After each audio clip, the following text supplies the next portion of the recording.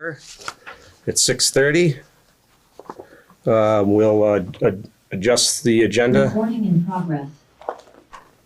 Does anybody have any agenda adjustments? No. Okay. Item 3, hear citizens. You guys are up if you have any, whatever you want to discuss. I'm not a citizen. She is. This is my father. Oh, I okay. just come along for the ride. All right. You have questions, Dad, though? Well, we're Here, let me introduce Yes. you, and I'll Thank talk you. a little bit because I came Thank you. prepared to speak to the board this evening. Abraham Gross, for those of you who don't know me, and I was coming because the church and and folks have been helping the Farrs after the flood deal with their raising the house and getting it up to meet the standards of the flood regs that are in the thing.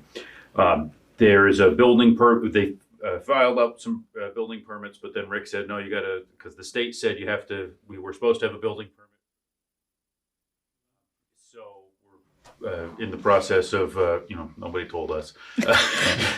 They said, you gotta get the thing this high, we got it that high. They're like, oh no, you gotta go a foot higher. Okay, we'll get it a foot higher.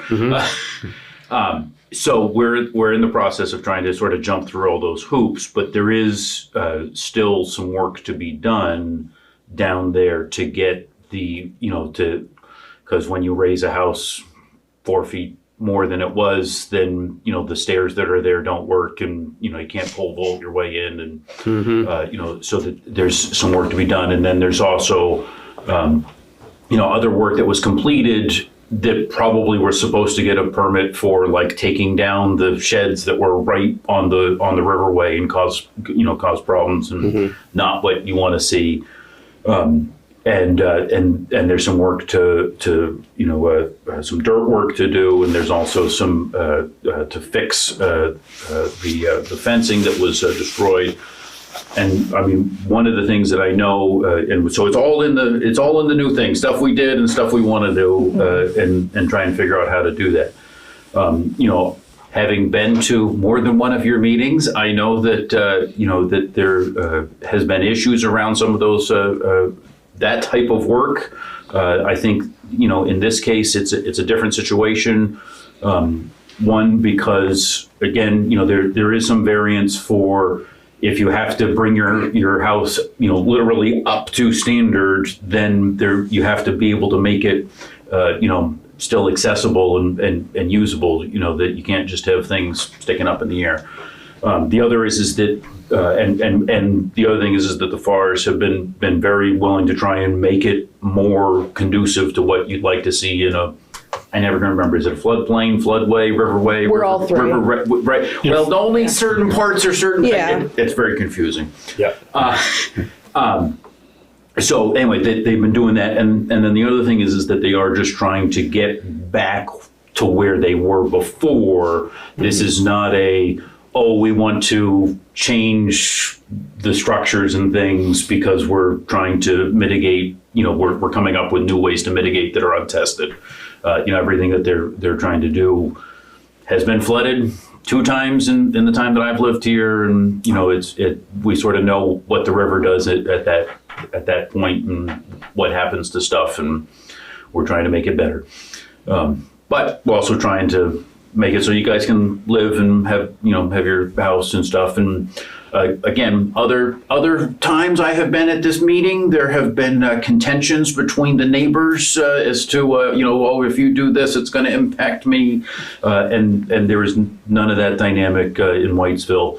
No besmirching any other village of Cavendish, but Whitesville is much more harmonious and able to work together very well. So I think those are different dynamics as you eventually will see a building permit, to be thinking about, that it's a different situation than some other places. Still have to, follow the regs and do things, but in those places where there is a judgment call to be made, I think it's pretty obvious to try and be as supportive as you can be, which I know you all will be.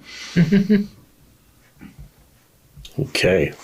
So you're saying just hang on and there'll be more information coming. We're gonna, again, I've tried to submit twice already, and it's all pretty new stuff for Rick, and so he's told me what I need to add, and hopefully the one that I'm submitting tomorrow will be the final good. and one. then there will be hearing and probably a visit, and then you can ask questions and sort of see what's going on. Yep, I think I'm pretty sure you're in the floodway there. So- Floodway, floodplain, it's the trifecta is what Rick said. Okay. All right. That will require a hearing. And generally, we like to get a letter from the state floodway engineer Okay, because they're the ones who really know how to review things. And Yeah. if we get an okay from them, then it's smooth sailing. yep, So generally, right. generally that's the way it is. So I don't know if you have any other questions or if Rick is helping you out with that. Rick and Abe have been Okay. helping me. My goal, if I can get the volunteers for it, and if you're watching this and you want to volunteer, contact and let me know. But one of the things that they need is a deck on the back of their mobile home because, we raised it up and the Mennonites and I pieced together a little. We only have one safe exit right exactly. now. It's a One very exit. makeshift thing. One safe exit out of the house right now. So they need a deck with a stairs. Well, wouldn't you know it, the Timber Inn has 2 gigantic decks that could be cut, and that's used pressure treated. So it's just going to go into a dumpster when they, finally get to dumpstering that. Right. Wouldn't it be nice to saw those off of that house, move them down here, plop them in there? We know they are flood resistant because they've been flooded there 2-3 times. So, it would be efficient and helpful and, but it is also a little bit of an open-ended thing. So you guys say, okay, it can extend this far away from the house, 10 feet, 12 feet, 8 feet, whatever it is, 16 feet. You say it can be this big, we will try to make it work with that, with those parameters. Okay. Was there a deck there before? Yes. Okay. There was, it was a little bit smaller, but, We totally lost it in the flood. Right. And then, the front steps were the fiberglass plywood. That deck just went away, right? What's that? The deck that was on there just went away. Yeah, pieces floated across the yard. No salvaging that. Right. There is a little bit of the old steps, like I said, that the Mennonites and I pieced together so that you didn't have to. We can get in and out of the house if we have to that way. But it really is about this wide, the steps. It's a decidedly temporary fix. It's been for however many months. All right. So, like I said, we're willing to do whatever we need to do, however it needs to go, but that's sort of what we're working on. And Okay, Do you great. need guidance for the next step, or do you already know what steps you're going to take and what steps you are taking? hope, I think we know I think we know, there's not a whole lot that's going to happen in the next until that permit 30, gets 30 submitted days, and- 45 days, so hopefully we'll be able to, the state will come back and we'll be able to move this through. We're not, as the snow is still melting, we're not quite in construction. So you're mode. making progress and just waiting for I'm making plans. making plans. Yeah, there's not much we can do right now as far as just the weather and the snow and the mud. You don't need yet. anything from us today. No. But this is just an informative Yes, kind of exactly. session, and we just Yep. I've wait- tried to submit, like I said, I've tried to submit a wait few and times. see, and then take the next step as it comes. And we had thought there was going to be a hearing today, but Right, I submitted like the first one a month ago, and Yeah, as soon as you get all your materials in and a letter from the state, we I can appreciate that. schedule a hearing. Usually they're at our monthly meeting, so, and we have to have a 15-day warning, right. so. Yep. Yeah. Okay. Is there anything else? That's it. All right. Look, it's a long process. Yeah. Yeah, and I'm totally clueless. Yeah, well, hopefully you get things rebuilt. I'm learning. and- Yeah. Yeah. That idea of the timber in steps sounds like a great one. to Right. me. I hope it works out. It's a very Vermonty thing, right? Like, Yeah. we need to throw these ones away, and we need to And you build need you one, some. We've done a lot of recycling so far. Yeah, what no, we've done. because the front deck, the Mennonites and I pulled out behind the church in Proctorsville. It had washed down from somebody in Ludlow and was in the trees, so we pulled all the Trex off of it. Yeah. It's good, if it's good usable wood or Absolutely. supply. Yeah. It sounds good to me. Yeah. All right. All right. Thank Great. you. Thank you. Thanks. And do we get their names? Hit the road. Okay, awesome. Thank you, Abe. All right, have a good evening. Thank you. You bet. Take care. All right, so we'll go to item 4, approved meeting minutes. We have February and March, so we could do February 1st. Does anybody need a copy? And whoever wants to make a motion when they're ready. I'll make that motion. Okay. Any discussion? Okay. Anybody? Okay, all in favor? Bye. Okay.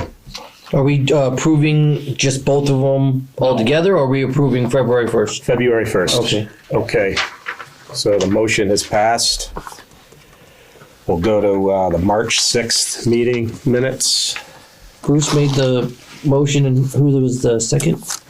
Shirley? I'll second. Oh, Second, okay. Was it? Or was it you? I was good. Okay, well, all right. So we'll go on to March 6th, 2024 meeting minutes.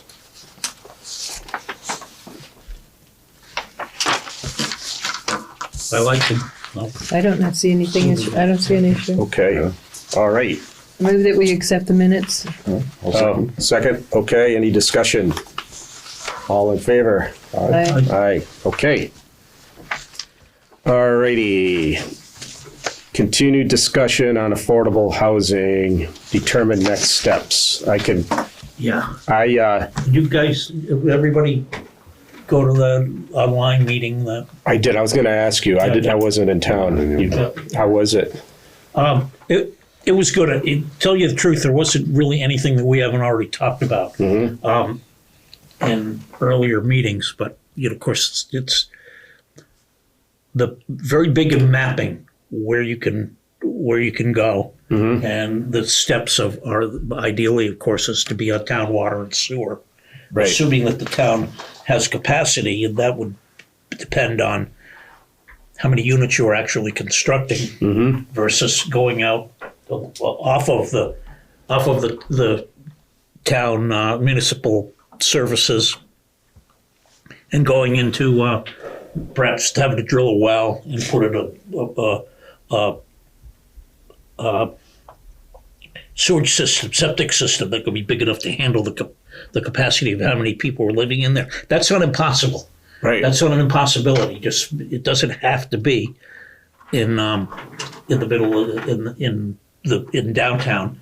There are, of course, considerations from the state. They like to see town centers built up now or built more Right. to save the outside land for Municipal? Aesthetics, yeah. Municipal? Yeah, they just what they're trying to do is eliminate sprawl.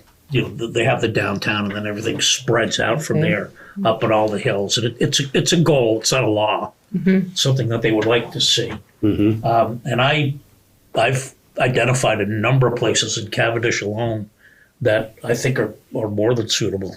That aren't on town sewer or both? That are and aren't. Okay. Yeah. Oh, great. Yeah. So we want to do that now. We want to bring in maps and put kind of X marks the spot of where I think is an appropriate location. I think we do have maps here, actually. Is it this one? And I did, I made some progress on the property we discussed on 20 Mile Stream. Yep, the gravel area. Yeah. Yeah. What'd you find out on that? Well, it's a possibility if the town would put in sewer and water, and it would need a sidewalk.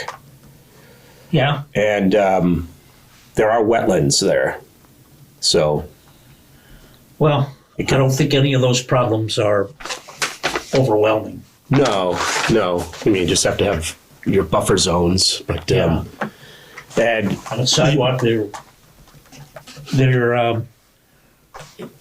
sidewalk on the left side going up 20 Mile Street, that extends to the last house across from it, doesn't it?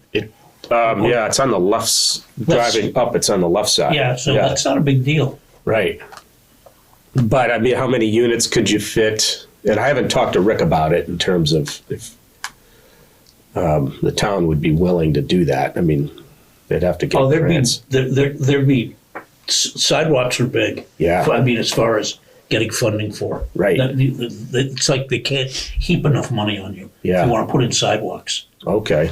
Yeah. especially if it's to get children to school Right. or elderly to the post office. They love sidewalks.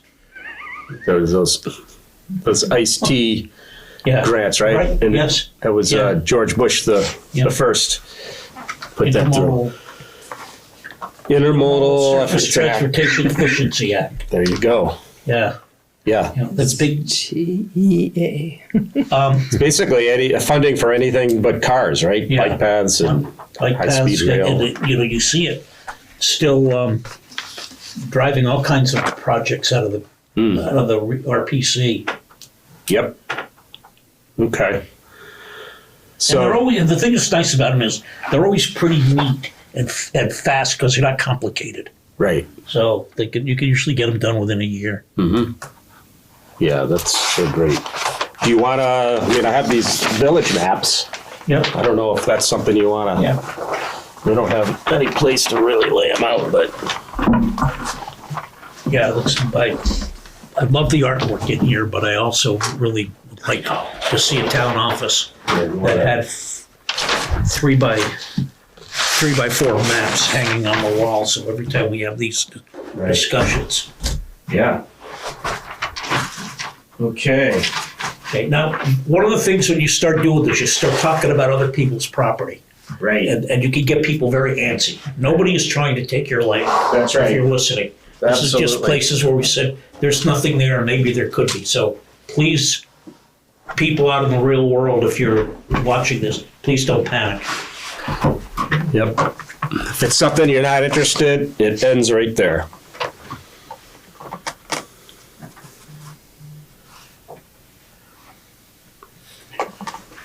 First and foremost, not first and foremost, but there's a lot, vacant lot right next to the fire hall. Okay, so there's the firehouse itself. What's going to actually happen to that? Might it be more efficient for the firehouse? A new structure. Again, this is even still years later. We're still talking about Homeland Security funds, and there's still, I believe, money available to build more firehouses, public service buildings, that sort of thing. Maybe have the fire department locate to the old town garage site, leaving that building for all of its size. And originally it was a home. It never got lived in, but it was a home. So turn that into a home. Move the fire department because of, you know, they do a great job out of there. But it's to 1957 standards. They constantly are looking for upgrades for it, and maybe a new building similar to what we have for the new town garage might be a good idea, because that was and I just happened to be. You know how you get those pop-ups on your computer when you're looking for stuff? Yeah.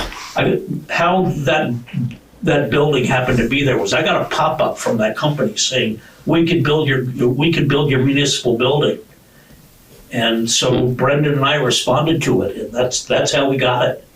Oh, wow. Okay. Just out of the I didn't know who to call. In fact, we were originally going to probably have built that out of wood. That's but the fire and safety actually talked us out of that. I wanted to, but so that's how we ended up with that. So now you have that situation. Fire department becomes homes. Fire department moves over there. If nothing happens that way, then you have the land that the old town garage was on. That could be a quadruplex, no sweat, if not more, depending on how many stories you wanted to go up. In keeping with the harmonious nature of the architecture in the town, and I'm not trying to personally profit on this at all, but I own the brick house down here and the duplex apartment in the back. I don't want it anymore. So that's available, and we will just sell it for a flat fee. And the people at Historic Preservation and Which brick building? this one right over here, Oh, okay. the one that's been, The Proctor Dutton House. everybody thinks is haunted, that one. Ah, okay. How many units do you think you could get in it? Well, there's already 2 in the apartment building in back. What, in a perfect world, if you can figure out, do some work and figure out the parking, knock that thing down and build a quadruplex there. Because it's a tired building. As far as the brick building goes, you'd have to work with Historic Preservation on that, because whatever was done would probably be 2, possibly 3 units in there, particularly if they were only single bedroom. And that would have to be done with some pretty careful construction in order to not ruin it. But again, I swear I'm not trying to profit on that. I just don't want it anymore. Yeah. Sell to anybody, the brick building portion, I will sell to anyone who can come up with a plan for what they want to do with it, and it won't be for a lot of money. It's time for it to move on. So then, there's that. The other one is, there's this, where is it? What's that?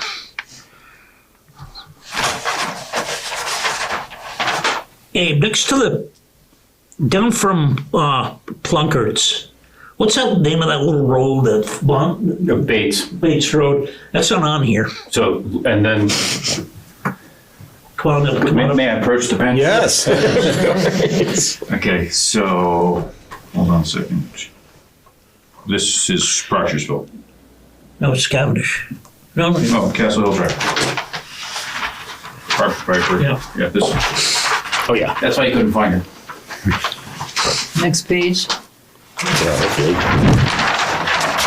you're thinking this one. Yeah, no, what, there, we started talking about this mostly either last summer or in the fall. None of us ever walked up in there, but there is potential of building sites here, taking this road and running around. Well, so there's two ways you could do this. Having looked at every available and not available piece of land in the town of Cavendish, so you could go in Bates. So Bates Road is in between that goes to Linsette's. There's that one house there, the culvert washout. Steve's house. So you could either, but that's a pretty steep hill. So this is Van Schaik's and this is Owens. You could come out the lane and then come along, and there's a logging trail that goes up this, which is a much less. I mean, it's a lot longer of a run, but it's a much more accessible pitch into there. Okay. Mr. Owens told me that I'd have to wait and I could try to buy it from his estate. Just saying. So that's this whole parcel here? Is that? Yeah, so this is Owens, this is Van Is Schaik's. there any access from here? No, because of the water. Yeah. So this is right here is the power company filled in piece that I think is problematic, and that the water used to flow this way. Oh, right. Plan on putting a giant box culvert in there so the water can flow through it, and then you could access it. Okay, that's all. So that's what I have for Cavendish. I'm really, other than the part that you talked about at Proctorsville, I haven't really, other than a couple, there's a couple of lots on Depot Street And there's a couple of derelict houses on there There are. that could be either rehabbed or possibly removed for more housing. But then the other thing is, you have to ask yourself, what kind of housing are you after? You want low income? Maybe. You want medium income? You want to have a mixed kind of mixed housing where you have children as well as elderly living in the same complex? Absolutely. That's what I would rather have. Yeah, I agree. So that's something that I'll talk about. I'll shut up Okay. now. All right, Gabe. Bruce said that he wasn't trying to profit from it. I'm not trying to eliminate a competitor, but I'm willing to bet that the Episcopal Diocese might be interested in offloading their building. Yes. And so that's a lot. I will also say something to think about related to the other piece is that the drainage in Proctorsville is terrible. That there's a real need for some culverts and drainage, because once you get into the middle, you know, if you're pumping out a basement, there's no place for that water to go. Yeah, it's like you're at the bottom. And so you're pumping it into somebody else's. It's just not good. So that's something else to keep in mind as you're sort of thinking about this. But I think the Episcopal Church. Not trying to eliminate competition, but our Catholic brothers and sisters have not had a service in their building since COVID. And I've talked with Father Mosher, which is Isabel's priest, that when she's home at least, and he said that he's been told not to hold services there until they'll see. The last bishop said hold off on it, so that might be another possibility. Now, the Episcopal Church, that's the one in Proctorsville? Yeah. Well, both of those are in Proctorsville. Oh, right. But it's the one down by Crow's Corner. That's right. Yeah, but problem with that is, I mean, the building is above the floodplain now, but the whole back area Well, got flooded, so, yeah, that's it's like the curse of that village now. yeah. Yeah. How about the Black River Health Center right here? I mean, I know we would be- discussed it at the town meeting. That would be a very, very easy rehab. But you have to. The question would have to be asked: is it more valuable for what it's being used now? Is it more valuable for housing, so That's that we right. have people that actually live in this town Right. or in the village? I get a kick out of coming when I used to work in this office. I get a kick out of seeing kids playing here. And for a long time, there weren't any. Then, then down on the lane, there was like a whole tribe of kids just arrived one day, and they, with Abe's and the other ones, and they would be playing baseball, riding bikes and stuff, and then they'd be down here shooting baskets. That's what you want. After the store closed, it's like the oxygen got sucked out of this village. Got to get it back. Yeah, I mean, we have to get more people here, young families. 'Cause, I mean, who knows if and when they close the elementary school. I mean, the numbers keep dropping. Well, they really can't close it if we have population to fill it. That's right. You got to bring people in. This is not a new problem for Vermont. This is pretty. It's new in this generation and the other generation, but whole farms, whole houses, whole school districts were abandoned really right up until around 1960. When the population just started to turn and increase again. Okay. What's that property in Cavendish? That big lot again? Who's the? Is it The one at the end of the lane. Yes. Jonathan Owens and Van Schykes. Okay. So that hill is sand, Right. and half of it's Van Schykes pit. And has anybody approached him about? I mean, I asked him. No, go ahead. I talked to him, and like I said, he said, "Yeah, I'm not interested in selling. You can talk to my estate." But that was however many years ago. Could be in a different place, or eventually he will die, because we all do. Okay. Because that seems really interesting. And it's not in the floodplain or floodway? It's a hill. Oh, okay. It's steep though, I guess. It's Vermont. Yeah. Well, that seems like maybe worth pursuing with the landowner if they're interested. Yeah. Well, the Topographical unit there. Oh, look at that. Okay. Pretty steep. I think it's somewhere in the neighborhood of 20-something acres, Van Schaik's and Owens each, but don't quote me on that. it looks about like that. Yeah. The order that I think should probably go if we say let's start building. Number one is a health center. That's by far the easiest. Yes. Okay.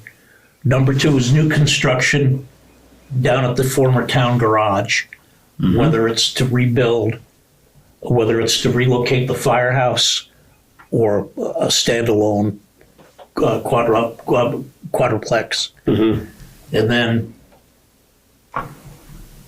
something, either the firehouse stays as it is or that gets renovated into 3 or 4 units, which it easily could be. Especially if you're talking about just 2 or 3 bedroom units. Right. What's the possibility of combining the fire departments into one building? I don't know. Rather than having 2. I know it's a contentious. Yeah, I know. I'm not going to speak to that. Though I would say that I'm not sure that you could get more than 2 units of housing in the current firehouse. And which one? Cavendish. Yes, but here's a couple of things to keep in mind with that. We're definitely in the planning stage, but there's the lot, Neely's lot. Yes, if you, I'm just saying the building as it stands now with its footprint, you could maybe do 3. Yeah. If you did you could put 1 unit in the 2 bays that are in the old building. You could put 1 unit in the low sloped roof, although I will say you will need somebody to shovel that roof because the firemen do that right now. Ask Charlie Dean about why it's at that pitch and how upset he is that he had to put it in there. Anyway, and then you could put a unit upstairs. I don't think you could get 4 units in that building. Yeah, there is a lot of good room to expand as far as around it. And then the other thing that we have to talk about is ownership. Are these going to be sold like condominiums, or are these going to be rented as rental units? And if so, who's going to be the rental agency? Who would actually oversee that the walkways get shoveled, and the driveways get plowed, and that the utilities are paid? And a company like Stewart's Property Management does the old Pollard block. Right. They also take care of that big block in Windsor, which is in downtown. And also I think the La France block in Springfield comes under their management, and they do a very good job. They do, yeah. I would think something of that order. Yeah. All inclusive. It's just we have to discuss, like with housing prices, can you even build an affordable house now? Just with the No, it's going to costs. have to be. There'll have to be subsidy Yeah. in the form of HUD money or state. It's out there. The money's out there. I guess we got to just get together and meet again with Jason. I mean, if we're serious about it, yeah. I think once we identify properties, we'll do some homework. Looks like we're getting very close, and then we can approach them, say, what do you think? I think they're looking for like 20 units total. Yeah, not in one building, but to make it viable. Yeah, we could do that. Yeah. I think that's the approach. Just kind of piecemeal. in both towns, but it sounds like Cavendish may have more possibilities. Cavendish Village, sounds like. Yeah, especially considering that Proctorsville's, at least a portion of Depot Street's actually a little dangerous. I know. Those houses you're talking about, though, you go over the bridge on the right, I don't think they flooded, did they? No. No. No. And then I don't know if they connect with Greven Field. That would be something if you could do a pathway to Greven Field. No, there's a sorry. There's a sluice that if you have to drive over the culvert to get to the Greven Field. Oh yeah. And that fills in. Right. You do have to do a bridge. Yeah, just like a footpath. But that's a whole nother discussion, Greven Field, and I think Monday night, the select board's gonna discuss it. But anyway, So,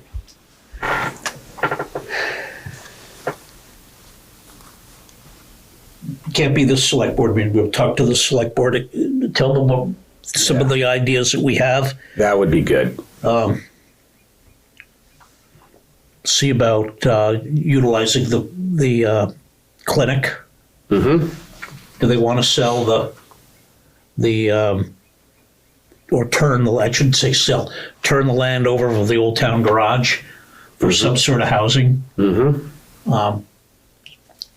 Investigate Floyd Mealy's. That's enough. We don't have to get into my property at this stage. Okay. So where's Floyd Mealy's again? It's right there. That's that house. Oh, gotcha. Okay. Floyd is in a nursing home now, and or a community care home or something. Mm-hmm. So he's no longer living there. That's a beautiful house inside. Is that one renovated? No, it's never. It's the one that's next to my brick one. There's Oh, okay. there's Craig Waddell's, Yep. my brick house, Floyd Mealy's, an empty lot, and then the firehouse. Okay. I believe the empty lot is owned by Floyd. Mm-hmm. Floyd's family. Mm-hmm. All right. Well, we should mark those on the plan. Probably ought to contact the owners first, though, right before we go to the select board. Yeah, Yeah. yeah. Like Okay. I said, if you happen to be watching this and you hear me talking, I really have no authority, so don't worry about it. Okay. All right. That sounds good. Is there any other discussion on that, or I think we're making progress? Yes, identifying some properties is Right. progress for sure. Mm-hmm. You know, Okay. I guess let's go on to item 6, review town plan, begin discussion on possible modifications and additions. Jeff sent us a presentation on kind of things to think about and how to approach. Did you guys? yes. Okay, everybody got it. Oh yeah, I don't think we have copies. No, I did not. It's lost. I had it on my Oh, did you? yeah. Okay. You can look over my shoulder if you want. Yep. Yeah. Thanks. Yeah, absolutely. Yeah, so, and we do have what the Regional Planning Commission did on updating our plan. That's the only thing I can open. The other thing was on a Mac and I couldn't open it. Oh, sorry. Yeah. Oh, man, okay. Curse of the Mac. Yeah, the curse of the Mac, yeah. Do you want to look over our shoulder? Okay. All right. But yeah, the town plan's due in 2028, but it's and it needs to be updated. I was talking to Jason this morning, basically I think we started writing it like 2015 even. I think so. Yeah, Yeah. so a lot has changed. Yes. Yeah, Yes. The biggest being flood and flood mitigation stuff. right. Yeah. I don't know, Jeff, do you want to? Sure. Yeah, I can walk us through Sure, this. absolutely. For those of you that have the slides. Yep. Yeah. So, I guess the big why, and I kind of threw these quotes in here tongue in cheek. So the first one, for those of you who can't see, is no plan survives first contact with the enemy. Like I said, that's just a tension grabbing step. Right, that grabs attention. And when I get my breath back, that was written by a Prussian strategist from the 1800s. So you can take that or leave it, right? And then Eisenhower said, "Plans are worthless, but planning is everything."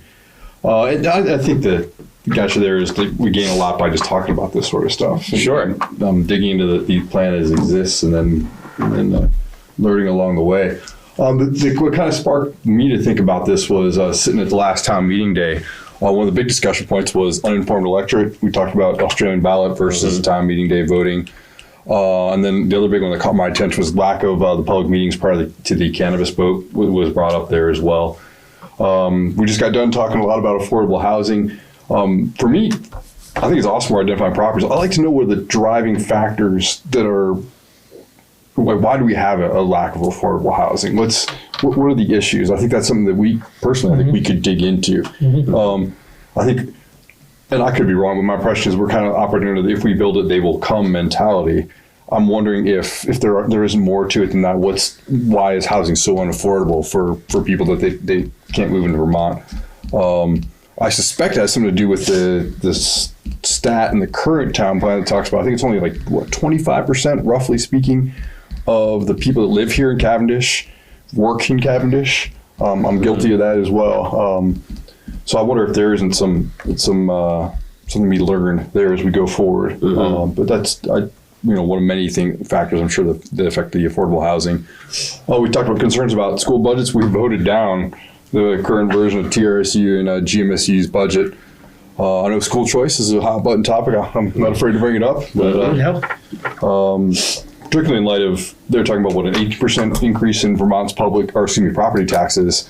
You contrast that with GMSU's performance. I think they're sitting at below 50% of the students that graduate at or above grade level. So less than 50% of the graduates from GMSU can read and write and do math at the level expected of a high school graduate. Wow. I'll tell you, very roughly speaking, it's $22,000 to $23,000 a year per student at GMSU is what the per pupil cost is. That is almost exactly the same rate, slightly more than what the Long Trail School over by Manchester spends. And you look at Mountain School. Yeah, and you look at the delta between that and what their graduates go on to. I think it's pretty amazing. Yeah, stark difference. Yeah, no, that's not the only stat that should factor into that discussion, obviously, but it certainly is attention grabbing, if nothing else. And key to the existing plan is taking care of our students, like you talked about. I think if we don't have the school, do we lose another part of the town? So I think that's pretty darn important that we. And I imagine that'll be another key issue as we kind of dig into affordable housing is folks want to bring their kids to live in a place where they're going to graduate at grade level, at least I would assume. So right. I think those are some pretty key things to consider. So that was just me thinking about all these things. All these things are hot button topics for us right now. We should have, moving on to the next slide, a kind of a cohesive approach. We've talked about additional things like the affordable housing again. The all hazard mitigation plan, we brought that up tonight as well. Bruce, you said that's going to be one of the most important things that we do if we look at additional development along with the subdivision regs that we're hoping to get on. I think we're past the STR, the short-term rental discussion right now, but it certainly plays in going forward. I think we temporarily said we'd slow down on that. I wasn't at the last meeting, but does that sound correct? Yeah, if we voted or discussed just shelving it for now, because there's so many. It's not quite an issue yet. I think we discussed. Yes. So, but it's something that should certainly be addressed in the town plan. Sure. Yeah, absolutely. I couldn't agree more. 'Cause that could change. Yeah. It could become an issue. Absolutely. And I know the short-term rental alliance says it's not a factor on long-term housing, but they're also they have a lot of skin in that game, I think. I think it was that even though we lack zoning, Bruce, you brought up that there are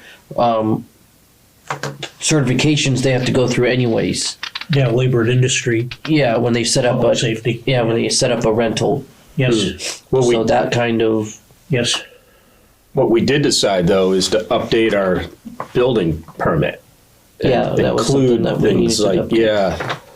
And I can work with Rick on that because it desperately needs to be And Rick updated. is not shy about enforcing the building permits and ask people if he sees building going on and see where is it. Right. It was something that's kind of often, I don't know whether it was really intentional, sometimes it was just let go. Oh yeah, you're putting in a garage, Yeah. you know. Right. Yeah. But all that stuff, we were kind of shooting at piecemeal. I wonder if there's a way to do a more cohesive approach. And I thought maybe a review of the existing town plan, and then possibly changing it, or like you said, I mean, it sounds like they started 5 years before they published the current one. So we're a year inside of that right now for the life cycle of this one. Might be a good way to look at that instead of just kind of shooting it close to hottest They're fires. tough things to write. Yeah, absolutely. Right. Very. Yeah, that's why Eisenhower didn't like That's him. what we did. We did it way back in 2007. We literally just went through the whole thing. Right. Updated every single section of it. Mm-hmm. Yeah, that makes sense. So what I propose is let's take a look at the one we've got now that ends in, like you said, 2028. I think narrowing down the goals is probably the most efficient way to do that, but I don't want to, steamroll anybody else if there's a better way. And then just kind of take a look at them. How's our progress relative to those goals? Are we doing okay or not? Are they still the priorities? And see where we go from there. That takes us through slide 7. And then, so if everybody's okay with that, we can start looking at the goals. Yeah. Okay. Yeah, I think so. Awesome. A framework that's I've seen work in the past in similar situations is, this is going to sound kind of nerdy, but the SMART acronym. So a goal ought to be specific, measurable, achievable, relevant, and time-based. I threw that in the slides. It is a way, not the only way, certainly, to assess things, but I think it's one that kind of helps frame the discussion as we go forward. I just threw that for context, if nothing else. Right. So moving on, if everybody's okay with that. Sounds good to me. So in the current town plan, you can look at page 6. It's got the definitions it's got the goals, objectives, and then the strategies. So goals defines as broad statements of what the community wishes to ultimately achieve. I think up front the question is, how do we determine community will? I think about the hazard mitigation plan had 38 respondents to the survey, if I remember correctly, out of roughly 1,500 full-time citizens. Right. So I'm leery of using something that small sample size to dictate. But anyway, so that's goals, objectives, agreed upon policies and standards that are to be followed in order to achieve the goals. I wonder, those sound like policies and standards rather than objectives. I think of objectives personally in a very different way, but that's something that we can certainly debate. I don't want to use my English major's foibles to sidetrack the conversation, if you will. And then strategies, action steps the town can take to implement the town plans, goals and objectives. So goals, objectives, and strategies for the current one. We've got 13. They're on the next series of slides. I don't have to read them to you guys. You can read just as well as I can, of course. So do we want to just start with goal number 1 and see what everybody thinks? Or? Sure. Yeah. Okay.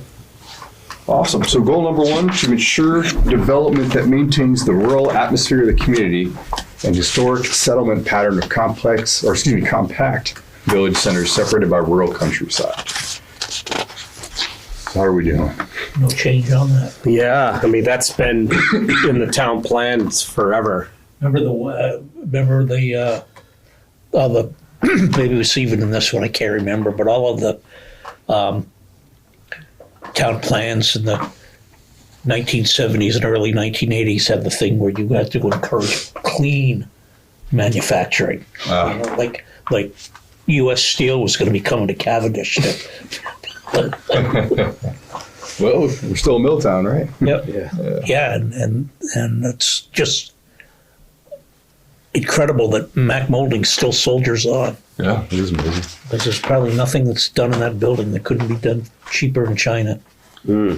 I mean, I see under objective discourage strip development in the town of Cavendish. I guess, do we want to get more specific, like with roads? I mean, there's only a few areas, like 131, or I guess that could be a policy, because that all flows. You go goals, objectives, and policies. Well, going back to when Outer Limits was being built, and the discussion came at the first Act 250 hearing about the possibility of there being maybe a parking problem in Proctorsville. Of course, Brendan was a town manager at the time. He said, "I'd love to see a parking problem in Proctorsville." Yeah, they ended that hearing early, I remember. Yeah. He said, We were not happy. Wow. But I did put a comment on that one, so I sent him a Google Doc. And my question was, how do the flood regs play into that part? You know, into the goal and objectives of, you know, we're in the compact village center, but now, like Proctorsville especially, you can't do a lot of things that we probably would have done otherwise. So that was just one of the thinking points I had when I was reading that part of it. yeah, I think, Proctorsville, there's not a lot of developable land that's that's outside the floodplain no, just that in the village center. west section of Depot Street after the bridge going towards 103. Right. I think, Shannon, maybe it focuses like on infill, but I think there will be like, some things that don't quite line up. Like, we have our flood hazard regulations. We want the town villages to grow, but Right. yeah. But are we like hindered now because of some of that? Well, probably, yeah, for the flood hazard regs. Yes, Yeah, for sure. most definitely. Well, that's because we moved our village centers to the floodplains because that's where the power was. If you put the center of town back on Center Road. Yeah. Well, yes, but that's the trade-off. Yeah. But, there may be buildings that are run down that could be torn down and new development that's out of the floodway. Or maybe that could be, well, they don't even allow any new development in the floodway anymore. Not in a floodway. No. So, No. but, so yeah. There may be conflicts Yeah, within the that's, town plan, yeah. of And, course, a lot of it has changed since right. this was adopted. Mm-hmm. People in beachfront put their houses on stilts. Yeah.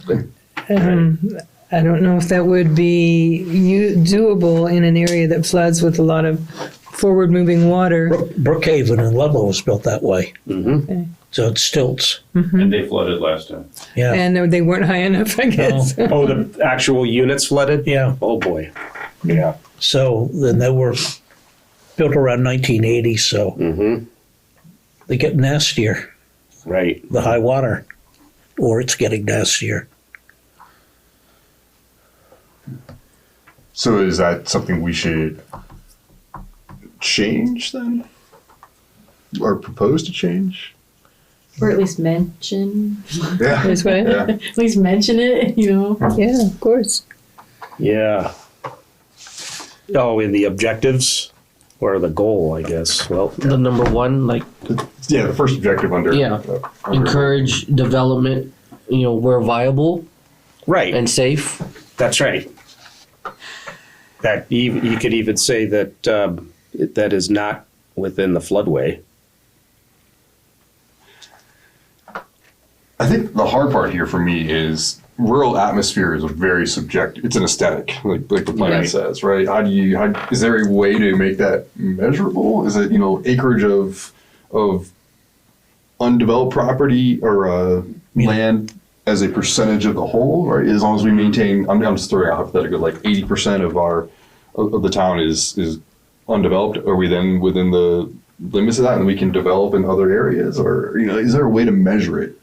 I was that's a wondering terrible that one. myself, because if someone wanted to come and build a Frank Lloyd Wright type home, would there be objection, or would that be something that they would have to fight with the town about? Hopefully it'd be falling water. Yeah, that's the only one. Hopefully, falling waters, of course, Only if it was in part of a big development that required Act but not an 250. individual home. No. No. No, because we don't have, what's the what's the term where you A building control- code or something? No, the Historic preservation or something. well, no, an aesthetic. What do you call it when you have an overarching body that says that's not the style of architecture we like? Like a development review board. Yeah, well, we already have DRBs. I mean, Yeah. Chester has one, but I mean ones with like much sharper teeth. Yeah. I don't know. I know Woodstock probably, they're very picky on their, You know, you get in historic districts. District, if it's a district the of a color of town. the shutters. Oh, and stuff. sure. Yeah. yeah. So it matters whether it's part of the sprawl or part of a certain cohesive area? Yeah, so to and of speak? course, the thing about planning commissions and development review boards is that when they're functioning, they're supposed to act as a board that watches that stuff and says, Oh, pays attention. kind of at some point may come down to yes or no. So you have to live with the consequences of whichever decision comes out. So depends on what you're willing to live with, right? Yeah, I think if we could have some language that defined what a rural area is in Cavendish, or somehow come up with some language that kind of defines it. Yeah, because I mean, with the flood hazard stuff, yeah, the village centers are, like we just identified, very difficult, if not almost impossible to build in, right? Right, right. So if we want to encourage development in some instances, it behooves us to maybe pick better places and which leads us to define, like you said, the rural areas. Right. How do you do that? Yeah, I mean, it's pretty easy to define the type of development you don't want. Like, you don't want to have strip development. We don't want Cavendish to become suburbanized, with like lot after house after house after house, encourage cluster development, even in the rural areas. Yeah, that'd be a very, very strong goal for me. Yeah, Not have. I mean, it's happening now. It's happening right now. yeah. What's it? What I call the daisy chain housing. Go up the road every 600 feet. There's a driveway for another house, another house, another house. Right. People have, it's something I hate to see. The land gets gobbled up that way. Right. In terms of like having buffers, I mean, if you are going to have a house on the town road, I mean, having setbacks, significant setbacks, but that's zoning. That's zoning, yeah. Yeah. So basically, I mean, the town plan, will use it for like Act 250 applications, grant, Yes. for the town. It's very important for applying for grants, infrastructure or like sidewalks, things like that. But and then, well, I'm jumping ahead a little bit, but I know there was some language on quarrying we may want to look at. I think some of it might, just with the language, not allow any quarrying, like with the decibel levels. Maybe that could be looked at in terms of not raising them, but I think you're not allowed to have any noise over a certain decibel level. Whereas if once a year they need to go above that, or for any business, there should be conditions for that. Yeah, noise is something that Yeah. you definitely will have to spend some time on. And really nailing down, like, we want small quarries, not big industrial somehow. Because that's probably that's quite a bit of, there could be quite a bit of development in that respect. Of course, it's very difficult. Yeah, now to quarrying get- is a traditional resource. It is, yeah. In the entire state. Mm-hmm. Not saying it has to be Rock of Ages like No. in Barry, but Right. Yeah. when we get to that section, just take a good hard look at it and but really encourage small scale, like even getting into numbers. Because since we don't have zoning, I mean, this is becoming more of a legal document. You know, it's Yes. so in our policies we can get really detailed because that's what they want to see. You know, the Act 250 review board. Yeah. Then if it goes to environmental court, then it really is a legal document. That makes sense. Yeah, because before the old town plan, you know, it was just kind of Suggestions. suggestions and kind of flowery language. It's like we want our town to be rural, and that's we use that as an argument. We want clean industry. Yeah. So If you don't have some standards and policies, then the lowest common denominator leads the pack. right, and it's not impacting individual homeowners. The town plan literally has no, unless you own a house that's in part of Act 250. Like if you do an addition, you're supposed to get an amendment and all that. So, Yeah. We don't have a lot of homes in town that are actually under Act 250 jurisdiction now anyway. no. What about, Riverstone comes to mind, that is. yeah, Tierney Road, is that part of Act 2? Yeah, and I'm talking about an individual house.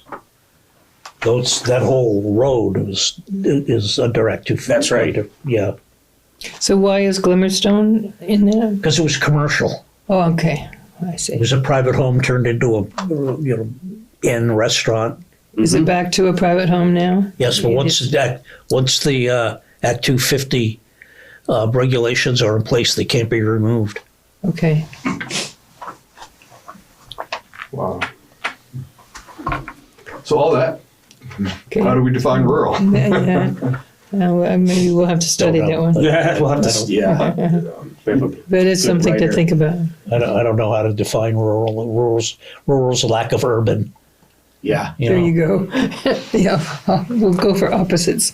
maybe the Regional Planning Commission has a good definition. Yeah, I bet they do. Yeah, Because you talk about I know you're probably throwing a hypothetical over a driveway every 600 feet. Is that the line between rural and suburb? Or?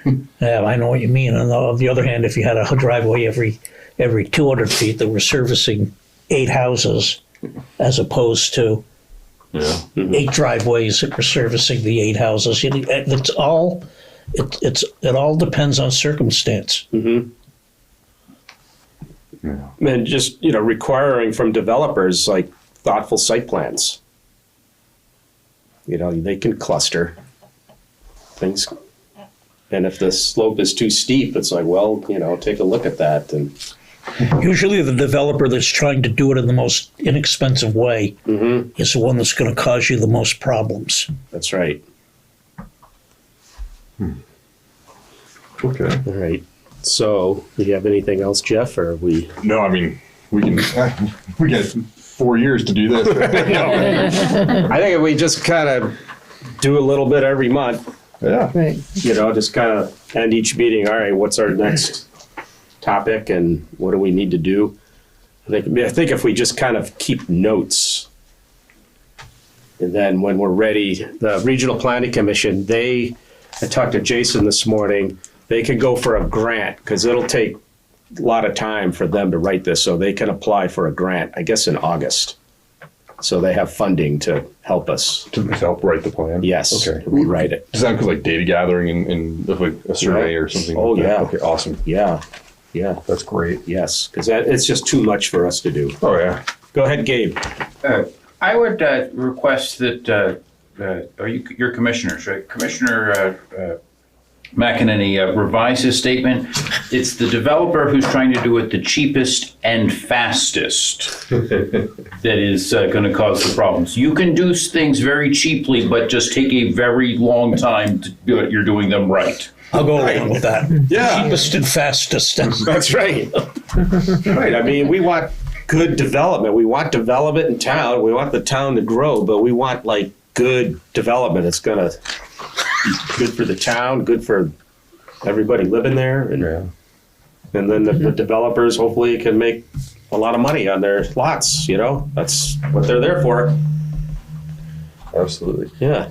So the only, I think, action step or do out, whatever you want to call it, coming out of that discussion was ask Jason Rasmussen if they have a definition of rural or something that people need. Okay. Yeah. That's good. That would be good. I can ask him that. Okay, great. I also noticed stuff like that was missing in the introduction, obviously because it hasn't been updated. Yeah. But like obviously the flood isn't in there. Yeah. Oh, right. Yeah. And it's something about the population trends, and of course during COVID and the short-term rentals and the house sales and all that. I feel like that should probably be mentioned in there too. But I think the last date that was used was like 2010. So that was a while ago. Yeah. Yeah. Oh yeah. Last census data, if I'm not mistaken, drove a lot of the. Yeah, I think so. Yeah. Yep. Yeah, there was something about. I